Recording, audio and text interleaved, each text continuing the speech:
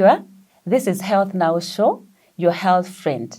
As we have always said on this show is about sensitizing you, creating awareness, sharing information on various issues in our communities, in our families, at our workplaces, and any other social setting that we may encounter. And one thing that I'm very excited about today is the person or the personality that we are going to talk about. This is a person that is in our community. And sometimes there are various things, various conflicts, various misunderstandings that come because of this personality. Our topic today is the narcissist personality. Who is this person? Who is this narcissist? How does he or she look like? What does she or he do in our homes, in any interactions that we have? And this is a person that, as we are going to go on with our show, you will get to see. Probably you are interacting with this person at our place, at our home, at your workplace, but you've never known what kind of a person this is. Many marriages probably have been affected. Many workplaces, you may be having a boss who is a narcissist or something like that. And this episode is going to be dedicated on sharing information so that you can see who this is and will know from our guest today what we can do after knowing who the person is. And at this point, I would also want to welcome all our viewers who are all over the world and also in Kenya, that this is a show that really looks into matters health. We bring professionals, medical professionals, mental health professionals to come and share with us. And you are all welcome. And as we go along, you may have a question. You may have seen a narcissist in your family or at your workplace, and you'd like to ask a question or share your experience. Kindly go to our Facebook, Health Now Show, or our YouTube channel, Health Now Show, and we'll be able to respond to you and we'll be able to assist you further. And without much ado, I would want to welcome our guest today.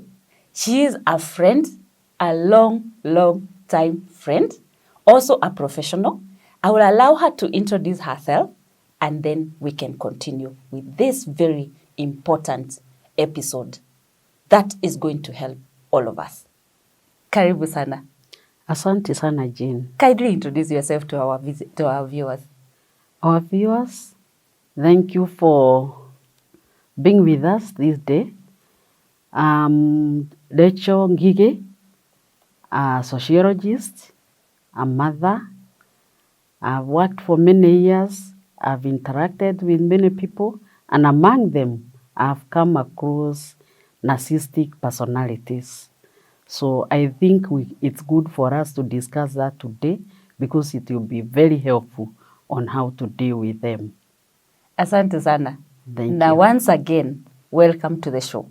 Thank you very much. Let us start on this and ask ourselves, who is this narcissist personality? Or who is this narcissist? A narcissist person Yes. is just a human being like you and me, Mm-hmm. but they start out because of their character Mm-hmm. and the way they relate with other people, Mm-hmm. the way they behave. Mm-hmm. A narcissist starts out because they are so self-centered. Mm-hmm. Wasomi, they call it grandiosity. They have a lot of it. Uh-huh. A sense of being very self-centered. Uh-huh. Everything is just centered on them. They disregard other people around them. Uh-huh. Yes. Okay. So the most important thing at that point is their self-centeredness. Yes. Okay. They are always right. Mm-hmm. They want everything to work for themselves. Mm-hmm. And they look at every issue of life Mm-hmm. from that self-centeredness. Mm-hmm. So at one time or another, Mm-hmm. you may wonder why they are not responding to your issues, Mm-hmm. but whatever help they may offer you, Mm-hmm. it will be because they want something from it. They will be feeding the self-centeredness or their grandiosity. Yes. Okay. Now, where do we find them? They are in our homes. They could be our siblings. They could be our workmates. And sometimes even in our homes, they could be our partners, our marriage partners, Yes. a wife, a husband, or a sister or a brother, because they are just human beings. It's only that they behave in a very centralized manner to themselves. Yes. And now, when you are talking about they're in our homes, Yes. what are some of the things that really tell us that this person is a narcissist personality, has a narcissist personality? One thing that stands out for a narcissistic person, Yes. they do not have a sense of, what would I call it? A sense of, they do not have feelings for others. Even when you are suffering, what they center into is they themselves. So they will not have empathy for you. They will not feel with you. They, for instance, if it's a sibling, you could be going through a very tough time in life and you expect empathy from your sibling, a brother or a sister. You expect to be comforted. You expect to be understood and to be felt, for that matter. For a narcissistic personality, they will not, they have no capacity to feel with you. Is it by design or it is?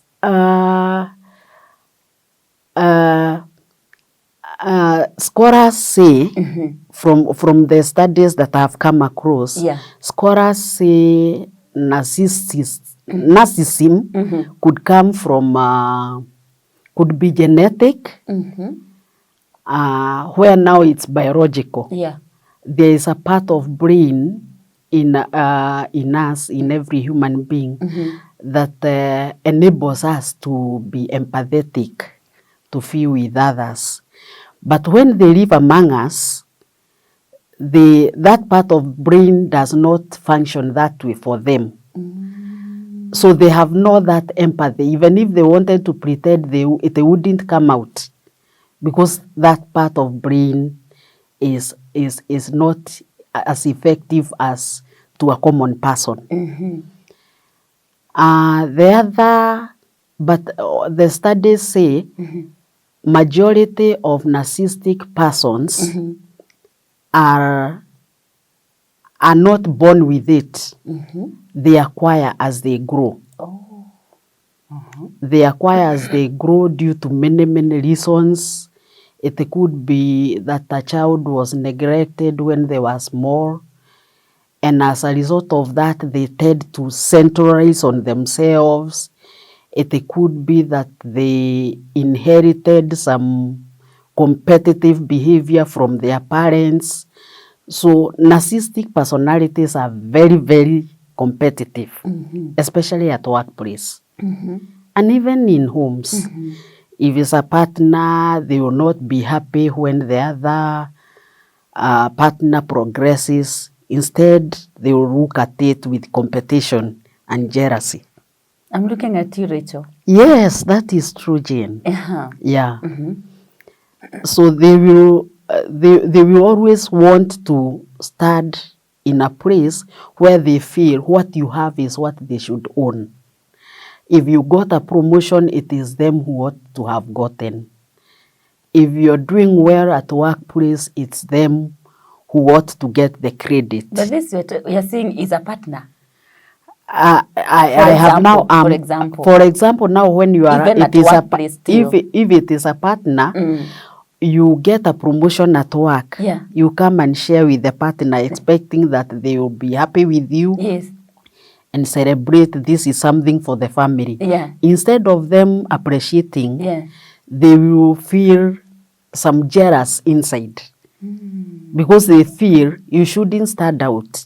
It is them who should. So they will feel they might come up with issues like there is something you must have done at your workplace for you to be given the promotion, which is now offensive because you are reporting something good. Yeah. But they will always look for a reason to bring you down. Yeah. If you got, say you managed to buy a plot somewhere, they could even blame you without any evidence that you are having some other relationship somewhere. That's why you are getting finances to do ABCD. So that is how they can be destructive, especially at a home setup. Yeah. Wow. What about now, even in the workplace? At workplace, if your teammate is a narcissistic person, unless you are aware, they will always want to pass the tough work to you to do. But when you do and get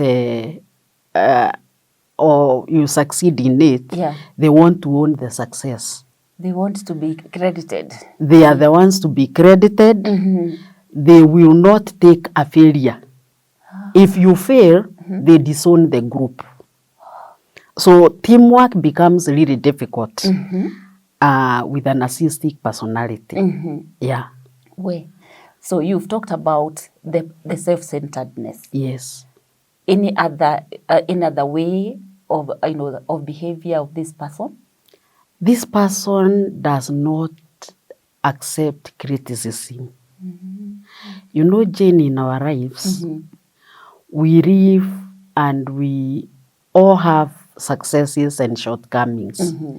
If you corrected me for doing something as your friend, before I respond to your comment, I should do some inside search and see how true your comment is. Yes. But now for a narcissistic person, anything that comes in form of criticism is taken with some aggressiveness. They have no capacity to own failure, to own criticism. To them, there is no positive criticism and negative criticism, which, you know, for a normal person, criticism should give you time to adjust your behavior, to have some insight and search yourself where you went wrong. But now for this person, because there is that character in them wanting to stand out as the best. And in most cases, they stand out as very confident people. Oh. If they came in for some interview somewhere, first impression is very standing out. Okay. They stand out as people who are confident and people who know what they are doing. And so even in workplaces, you find them studying chances of moving faster up the ladder for promotion because of the way they know how to manipulate people. Maybe at this point I should mention one other important characteristic of this personality is the ability to manipulate. They will manipulate a friend, manipulate a partner, manipulate a workmate, and that feeds them a lot. Yeah. So would you probably help our viewer into some of those areas, some of those examples of manipulation in different places, so that, because I believe this is what the viewer may be interested in to see, what are some of these areas of manipulation that my boss, my spouse, my sibling uses to manipulate me. Maybe I start with a workplace setup. Yes. At workplace, a narcissistic person will want to stand out as very experienced. So even when you are given like a responsibility as a team, they have a way of avoiding direct responsibility. they will make sure that the other team members do the work. And they want to impress the boss as people who have capacity, especially if they came from outside, from another, maybe another organization or another setup. They will talk of themselves a lot. They want to show how they stand out, how they have been doing well.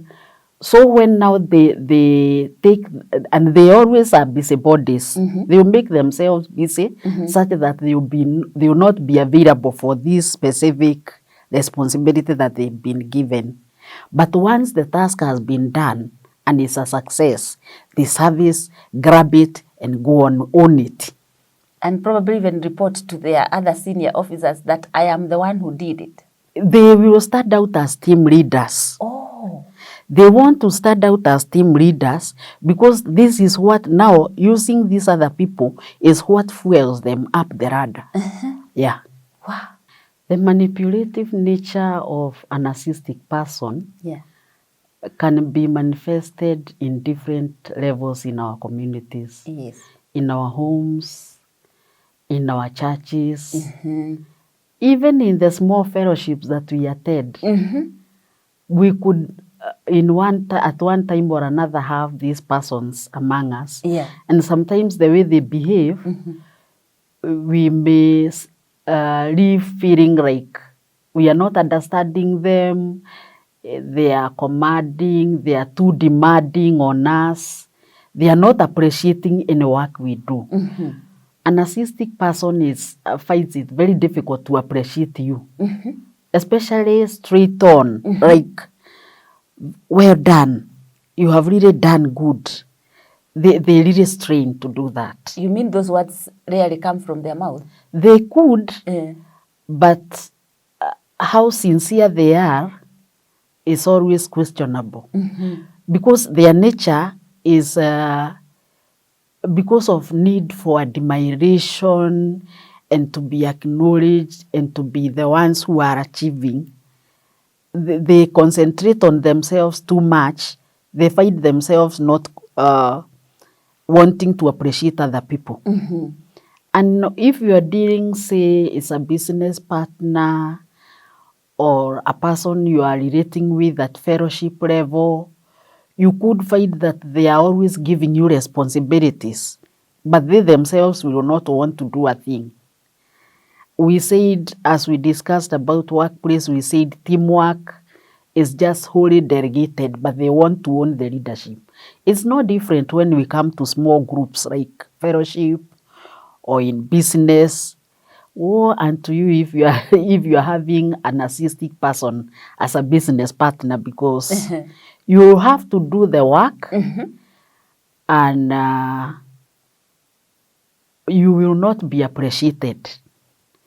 And they talk so much about themselves and their talents and their successes, such that that time for having you appreciated or giving you space to express yourself is minimal. And at times, you may find that if it's at family level, relationship that thrives at family level depends on communication. Yeah. And it's very unfortunate that for a narcissistic person, communication is not workable. Because of their character, anytime that you are kind of communicating, communication is two-way. You tell me something and I respond. I listen to you and respond. For a narcissistic person, anytime that you could point something negative, they will take it as criticism. So what they will do is either to shut up the communication, break it, or if they happen to be introgated into themselves, or these quiet people, they'll just walk out of you without. So they are poor in communication.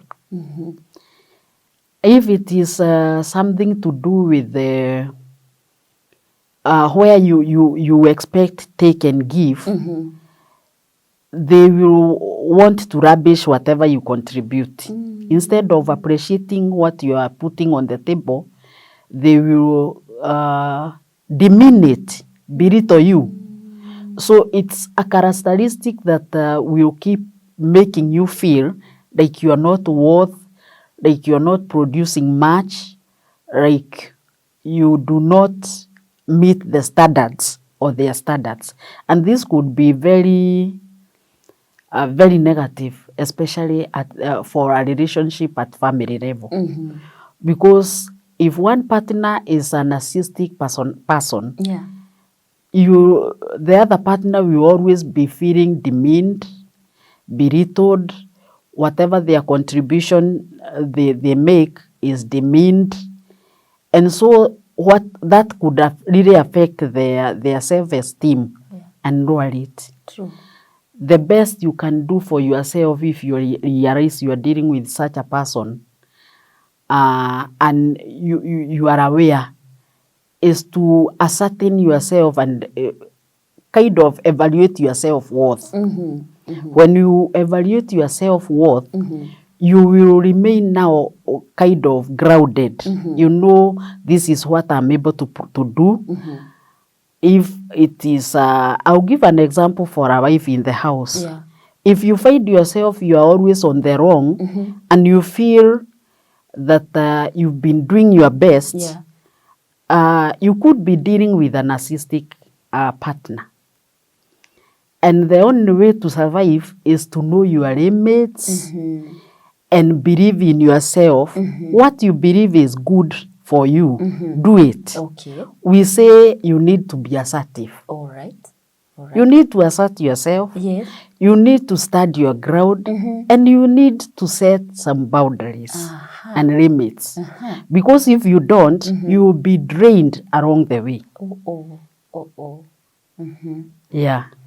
I'm hearing you, and I'm even seeing that you're sharing some management. How can we manage this? Yes. I'm sure we'll come to it in a deeper way. Okay. But at this point, I will probably request if you have any other characteristic of this person. This person lives in fantasy.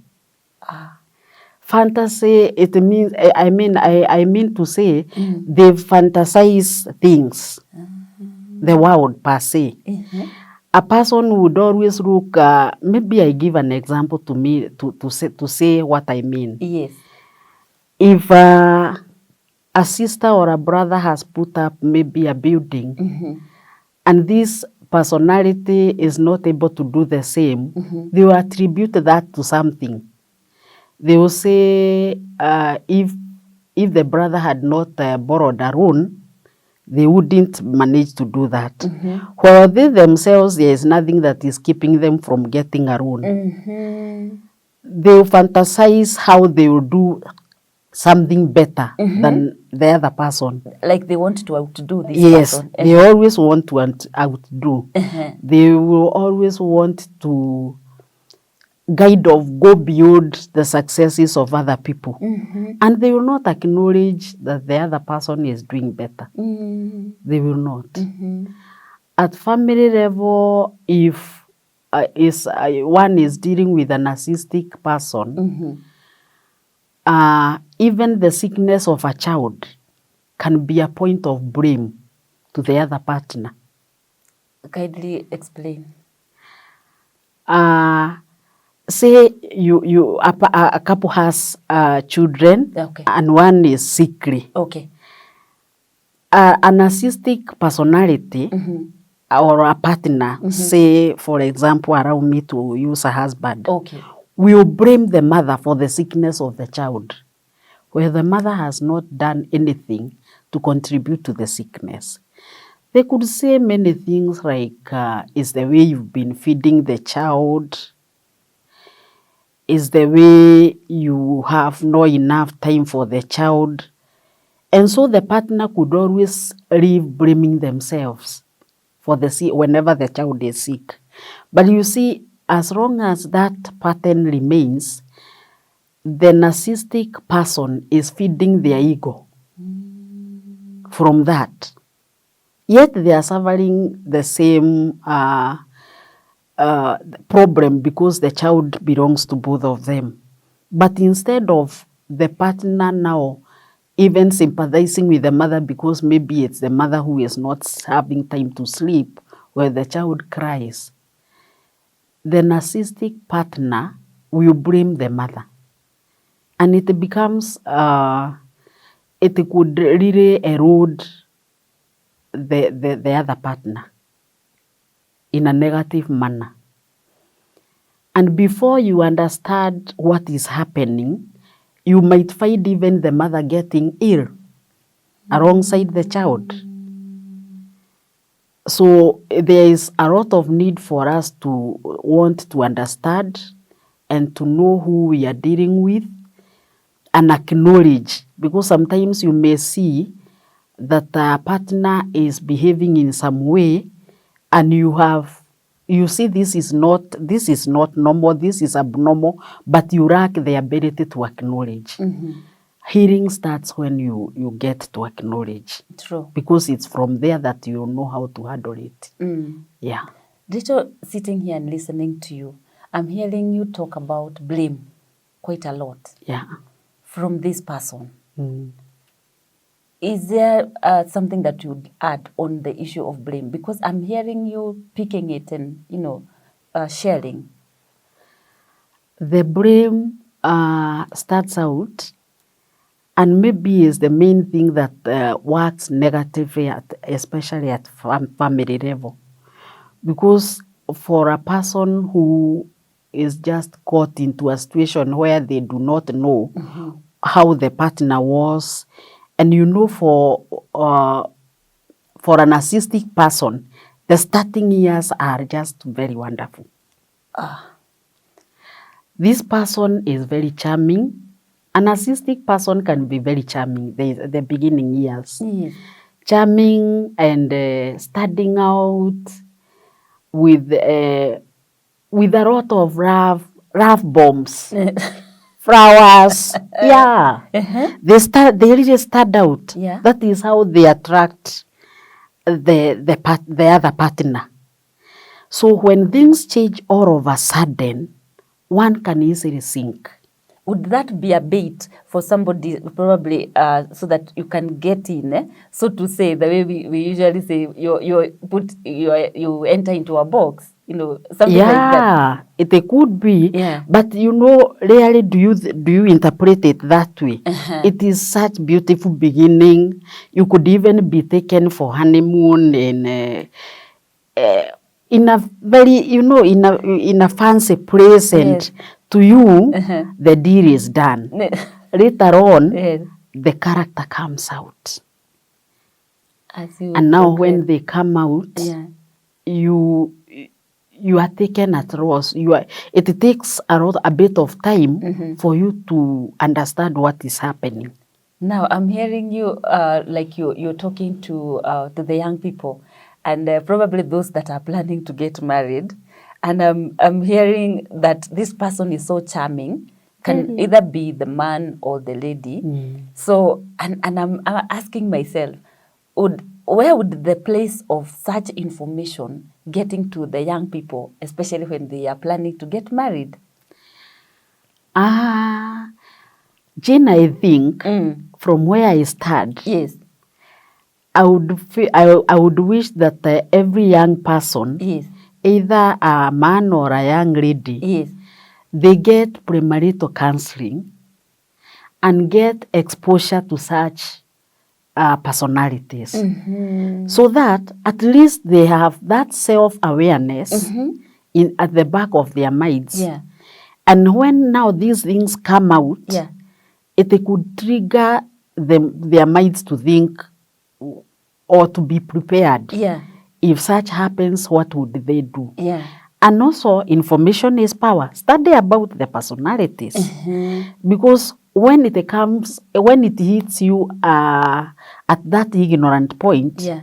you are very disadvantaged. Yes. But if you would come across it when you have awareness and you have capacity to know how to go about it, then you can survive. You can survive. You can.